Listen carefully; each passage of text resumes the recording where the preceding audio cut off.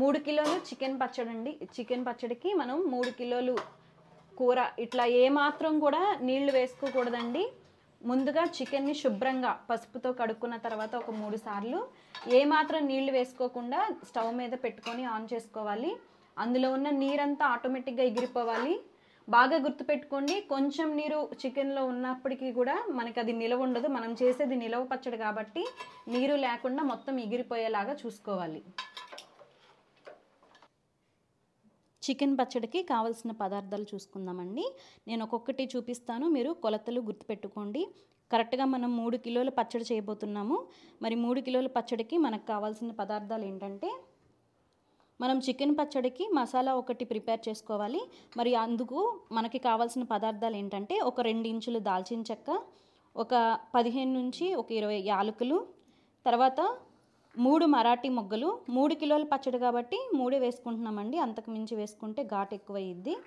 తర్వాత ఒక 15 నుంచి 20 లవంగాలు, ఆ తర్వాత 3 స్టార్ పువ్వులు, ఒక 2 అనాస పువ్వు, దీనికంటే తగ్గించుకున్నా కూడా పర్లేదు, రాతి పువ్వు కొంచెం, ఒక 4 టీ స్పూన్లు జీలకర్ర, 2 టీ స్పూన్లు మెంతులు, అట్లానే ఒక 6-7 టీ స్పూన్లు ఆవాలు, ఒక 100 గ్రాములు గసగసాలు. వీటన్నిటినీ కూడా మనం మంచిగా వేపుకొని దోరగా మంచి స్మెల్ సువాసన వచ్చే వరకు వేయించుకొని మనం పొడి పట్టుకుంటామండి. ఈ మసాలాని మనం పచ్చడిలో వాడుకుంటాము. ఆ తర్వాత అల్లం వెల్లుల్లి పేస్ట్కి 1 కప్పు అల్లం, 1 కప్పు వెల్లుల్లి మనం తీసుకుంటాము. ఈ పేస్ట్ని మనం దాదాపు ఒక 5-6 టీ స్పూన్లు అల్లం వెల్లుల్లి పేస్ట్ని మనం పచ్చడిలో వాడుకుంటాము. అలానే 150 గ్రాముల కారం, 125 గ్రాముల ఉప్పు. మీరు కొలతలు చూసుకోండి. ఒకవేళ వెయిట్ చూసుకోవడం కనుక మీకు కుదరకపోతే, మనం పప్పుచారులో వాడుకునే గుంట గరిటె ఉంటుంది కదా, అది 1 గరిటెన్నర కారం, 1 గరిటెంపావు ఉప్పు తీసుకుంటే మీకు సరిపోతుంది కొలత. 3 కిలోలకి 6-7 స్పూన్లు ధనియాలు పడతాయండి, ఒక చిన్న కప్పు ధనియాలు. 3 కిలోల పచ్చడికి 15 పెద్ద సైజు నిమ్మకాయలు మనం రసం తీసి పెట్టుకోవాలండి. మేము ఈ మాత్రం పెద్ద సైజు కాయలు తీసుకున్నాము. ఒకవేళ మీకు చిన్న కాయలు అయితే కనుక ఒక 20 కాయలు తీసుకుంటే సరిపోతుంది. మేము ఎక్కువగా బోన్లెస్ చికెన్ తీసుకొచ్చాము. ఆల్రెడీ ఇందాక మీరు చూసారు కదా ఎంత నీరు ఉందో. ఇప్పుడు చూడండి, ఆల్మోస్ట్ అంతా ఎగిరిపోయింది. ఇంకొక 5 నిమిషాలు కనుక మనం అట్లా పెట్టుకొని ఉడికించుకున్నట్లయితే ఉన్న నీరు కూడా ఎగిరిపోతుంది. మనకప్పుడు ముక్కలు మంచిగా ఉంటాయి.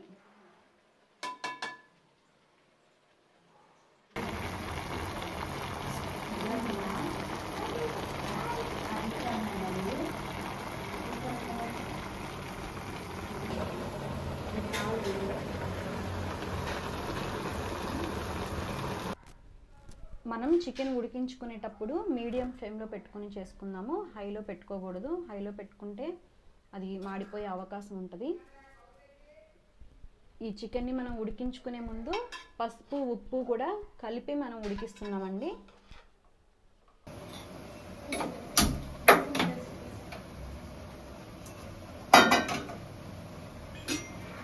ఒక పక్క చికెన్ ఎగురుతూ ఉండగా ఇప్పుడు మనం మసాలాకి కావాల్సిన పొడి ప్రిపేర్ చేసుకుందామండి. అందుకు కానీ ఒక్కొక్క మసాలా మనం వేపుకోవాలి. కళాయిలో ఫస్ట్ మెంతులు వేయించుకుందాము. బాగా గుర్తుపెట్టుకోండి, మసాలాలు వేయించుకునేటప్పుడు మనం సిమ్లోనే పెట్టుకోవాలి. ఎందుకంటే హైలో పెట్టుకుంటే మసాలాలు మాడిపోతాయి, అప్పుడు టేస్ట్ మారిపోతుంది. మెంతులు, ఆవాలు సిమ్లో పెట్టుకొని వేయించుకుందాము. దోరగా వేయించాలండి. ఎలా తెలుస్తుంది అంటే, అవి వేగినప్పుడు మనకి మంచి సువాసన వస్తుంది.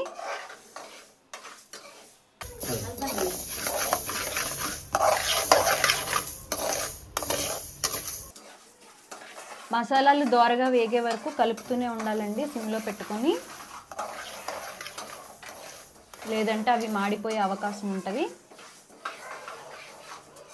చూడండి, ఒక 2-3 నిమిషాలకి మంచి స్మెల్ వస్తుంది. కాబట్టి మనం ఇంక ఇవి దించేసుకొని వేరే మసాలాలు వేయించుకుందాము. ఇప్పుడు మనం గసగసాలు వేయించుకుందాము. ఆల్రెడీ కళాయి వేడిగా ఉంది కాబట్టి గసగసాలు వేగడానికి ఎంతోసేపు పట్టదండి. సిమ్లో ఉంచుకొని ఒక 2 నిమిషాలు అలా వేయించుకుంటే సరిపోతుంది. ఈలోపు మనం చికెన్ చూసుకుందామండి. మంచిగా ఎగిరిపోయింది నీరు లేకుండా. కాబట్టి మనం చికెన్ ఇప్పుడు స్టవ్ ఆఫ్ చేసేసుకుందాము. ఈలోపు మనం జీలకర్ర వేయించుకుందాము.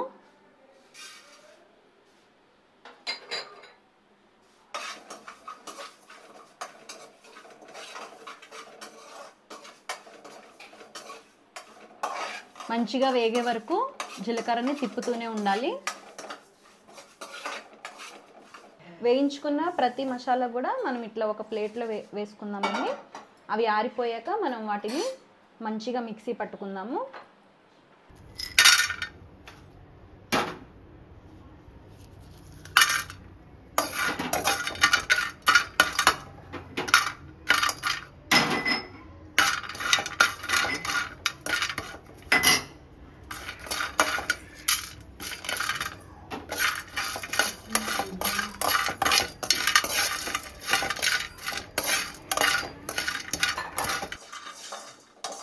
ఈ మసాలా దినుసులన్నీ కూడా మనం కలిపి వేయించుకుందాము.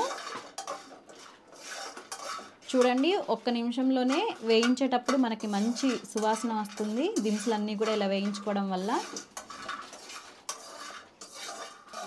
ధనియాలు దోరగా వేయించుకున్నామండి.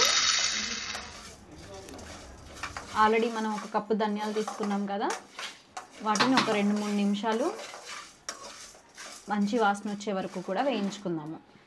మసాలా దినుసులన్నీ కూడా ఇలా వేయించుకుని ఆరపెట్టుకున్న తర్వాత చల్లారాక మిక్సీ జార్లో వేసుకొని ఫైన్ పౌడర్ చేసుకుందాం మనం ఇప్పుడు.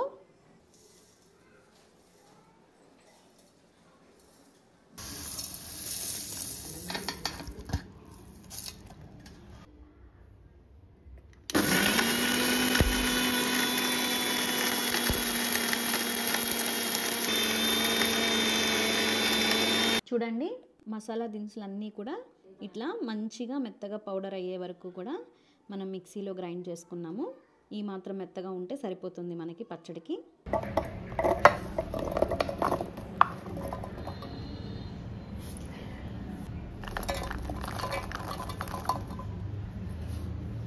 చూడండి, అల్లం వెల్లుల్లి కూడా ఇలా మెత్తగా పేస్ట్ లాగా చేసుకున్నాము. ఏమాత్రం గరకలుగా లేకుండా మంచిగా పేస్ట్గా చేసుకుంటే బాగుంటుంది.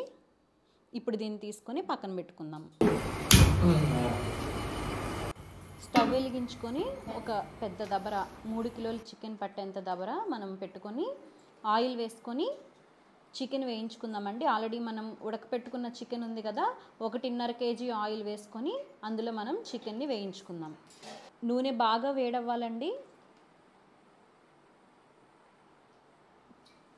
బాగా వేడెక్కిన తర్వాత మనం చికెన్ని వేసుకుందాము. అది బాగా కాగుతూ ఉండాలి. నూనె కాగేలోపు నిమ్మకాయలన్నీ కూడా మనం కట్ చేసుకొని రసం తీసి పక్కన పెట్టుకుందామండి. నూనె బాగా వేడైందండి. బాగా వేడైంది. ఇలాంటి సమయంలో మనం ఉడకపెట్టి పక్కన పెట్టుకున్న చికెన్ని వేసుకొని వేయించుకుందాము.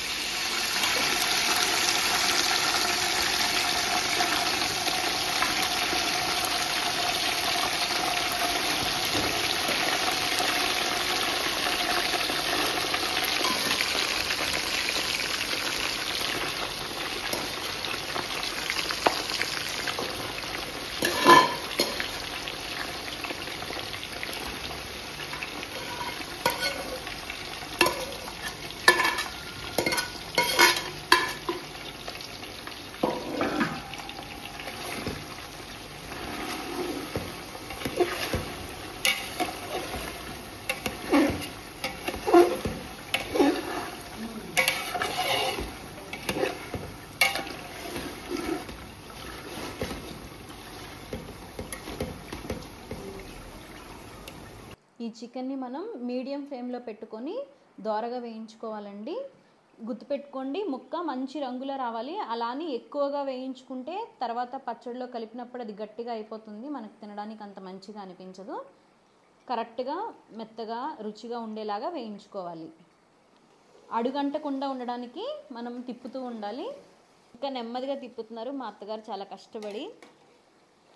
దీనికి మనకి కొద్దిగా టైం పడుతుంది. ఏదో తొందరగా మనం చేసేసుకోవాలని కాకుండా నెమ్మదిగా ఓపికతో చేసుకుంటే బాగుంటుంది. చూసారు కదండి, ముక్క ఈ మాత్రం రంగు వచ్చి మంచిగా వేగితే చాలు. ఇంతకు మించి ఎక్కువగా వేయించుకుంటే ఏంటంటే ముక్క గట్టి పడిపోతుంది. ఇది ఆరాక ఖచ్చితంగా రంగు మారిద్దండి. కాబట్టి ఈ మాత్రం రంగు ఉంటే మనకు సరిపోతుంది. దోరగా వేగింది. ఇప్పుడు వీటిని తీసుకొని పక్కన పెట్టుకుందాము. ఇప్పుడు అదే వేడి నూనెలో మనం అల్లం వెల్లుల్లి పేస్ట్ వేయించుకుందాము.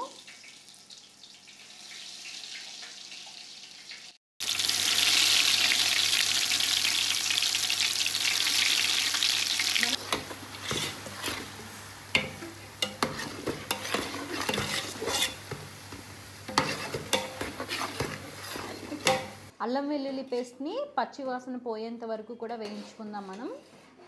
చూసారు కదా, అల్లం వెల్లుల్లి పేస్ట్ ఇట్లా మంచిగా వేగింది. ఇప్పుడు ఈ వేగిన మిశ్రమంలోనే మనం ఆల్రెడీ పౌడర్ చేసి పక్కన పెట్టుకున్న మసాలాలను కూడా కలుపుకుందాము. ఇందులోనే ఉప్పు, కారం అన్నీ కలుపుకోవాలండి.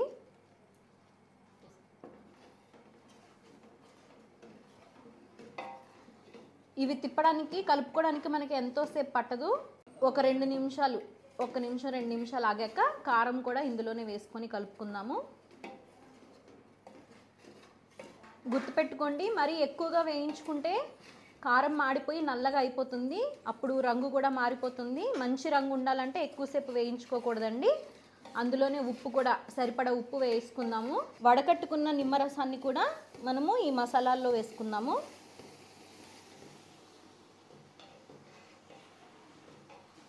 వేయించి పక్కన పెట్టుకున్న చికెన్ ముక్కల్ని మనం ఇప్పుడు ఈ మసాలాల్లో కలిపేసుకుందాము.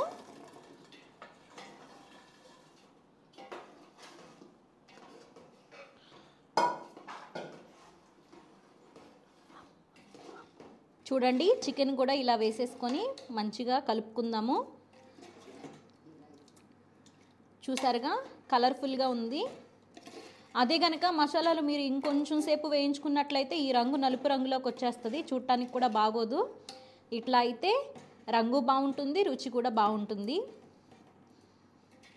తిప్పుతున్నప్పుడే టేస్ట్ చేయాలనిపిస్తుందా మీకు? నాకైతే చాలా కమ్మగా ఉంటుంది అనిపిస్తుంది. త్వరగా టేస్ట్ చేయాలనిపిస్తుంది. మనం మసాలాలో చికెన్ ముక్కలు వేసుకున్న వెంటనే స్టవ్ ఆఫ్ చేసేసుకోవచ్చండి. ఆ వేడి మీద మనం ఇట్లా తిప్పుతూ ఉండాలి. అంతేనండి, చాలా సింపుల్, చాలా రుచికరమైన చికెన్ పచ్చడి రెడీ అయిపోయినట్లే. మనం కలుపుకున్న చికెన్ పచ్చడిని ఒక 3 రోజులు ఒక గాజు సీసాలో కానీ గాజు గిన్నెలో కానీ ఊరపెట్టుకుంటే చాలా బాగుంటుందండి. ఇప్పుడు మనం దీన్ని వేడివేడి అన్నంలో వేసుకొని టేస్ట్ చేద్దాం ఎట్లా ఉందో. మా అత్తగారు కలిపి మా ఇంట్లో వాళ్ళందరికీ కూడా ముద్దలు పెడతారు. మా వాళ్ళందరూ కూడా చాలా ఆతృతగా వెయిట్ చేస్తున్నారు, నోరూరిపోతుందని చెప్పి. వావ్, కలుపుతుండగానే చాలా బాగుంది కదా, ఎర్రగా ఉంది చూసారా. ఖచ్చితంగా రంగు చూసి చెప్పేయచ్చు దీని రుచి కూడా చాలా బాగుంటుందని. 3వ రోజుకైతే ఈ పచ్చడి ఇంకా చాలా బాగుంటుందండి. ఈ పచ్చడి మనకి ఒక 4 నెలల వరకు నిలవ ఉంటుందండి. మా అందరికీ కూడా మా అత్తగారు కలిపి ముద్దలు పెడుతున్నారు. మా చిన్నోడికి కూడా ఒక చిన్న ముద్ద, వాడు కూడా టేస్ట్ చేస్తాడు. శామ్, ఎట్లా ఉంది పచ్చడి? బాగుందా? మా శామ్కి చాలా నచ్చినట్టుంది, లాగిచ్చేస్తున్నాడు పచ్చడి అన్నాన్ని. బాగుందా? Okay Sam, thank you. Wow, super ఉందండి పచ్చడి. ఉప్పు, కారం, అన్ని మసాలాలు అన్నీ చాలా సమానంగా ఉన్నాయి, బాగా కలిసినాయి. చాలా చాలా బాగుంది. మీరు ఖచ్చితంగా ట్రై చేసి చూడండి ఈ పద్ధతిలో. ఇంట్లో వాళ్ళకి మనం ఇష్టంగా పచ్చళ్ళు ఈ పద్ధతిలో ప్రిపేర్ చేసి మనం పెట్టొచ్చు. అంతేనండి, చాలా సింపుల్ కదా. మరిన్ని వీడియోస్ కోసం మా యూట్యూబ్ ఛానల్ని సబ్స్క్రైబ్ చేయండి, అట్లనే లైక్ చేసి కామెంట్ చేయండి. Thank you.